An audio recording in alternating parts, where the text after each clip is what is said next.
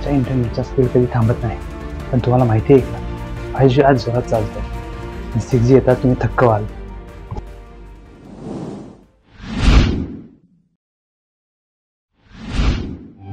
फायजी म्हणजे wireless technology 5वी पिढी. 5Gचा वेग हा 100 Mbps पासून ते 10 GB Mbps पर्यंत असतो. याची लेटेन्सी 1 ms आहे. 5G मुळे HD स्ट्रीमिंग, AR, VR आणि स्मार्ट सिटीज तयार होतात.